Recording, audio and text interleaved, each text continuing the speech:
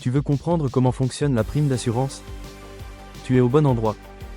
Dans cette vidéo, je vais t'expliquer ce qu'est une prime, comment elle est calculée, ce qui la compose, et pourquoi elle peut augmenter. On verra aussi ce qui se passe en cas de non-paiement. Reste bien jusqu'à la fin, la règle des 10-30-10 pourrait tomber à l'examen du BTS Assurance. Prime ou cotisation, quelle différence? En assurance, on parle souvent de prime ou de cotisation. Mais attention, ces deux mots ne veulent pas dire exactement la même chose. La prime est le terme utilisé par les sociétés d'assurance commerciale. La cotisation est utilisée par les mutuelles d'assurance. Dans les deux cas, c'est la somme versée par l'assuré en échange des garanties prévues au contrat. Autrement dit, c'est ce que tu paies pour être couvert. Comment est calculée la prime d'assurance?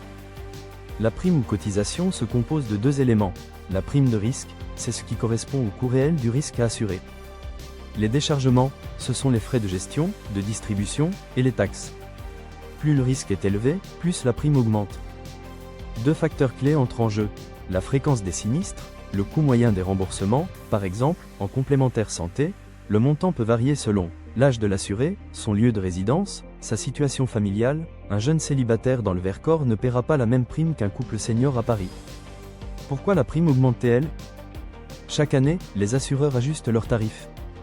Pourquoi? Parce que les dépenses médicales augmentent, les réparations sont plus coûteuses, et certains risques deviennent plus fréquents. Et n'oublie pas, l'assureur fixe librement le montant de la prime. Il adapte ses tarifs selon le niveau de risque, les statistiques, et ses charges.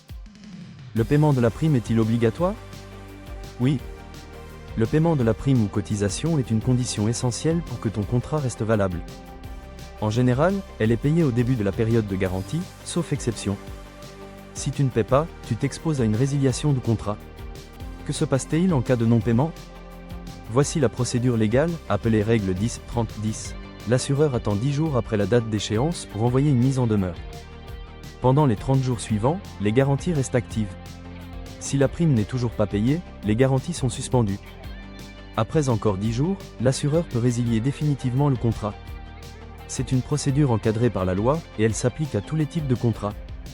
Pour résumer, la prime est le prix à payer pour être couvert. Elle dépend du risque, de la fréquence des sinistres et des frais de gestion. Le non-paiement entraîne suspension ou résiliation. Selon une procédure stricte, la règle des 10-30-10 est un point clé à connaître pour l'examen. Tu veux réviser efficacement ton BTS Assurance? Télécharge dès maintenant notre e-book gratuit avec 100 fiches, quiz et cas pratiques. Le lien est en description. Et abonne-toi à la chaîne pour recevoir chaque semaine une nouvelle vidéo sur les notions clés du programme.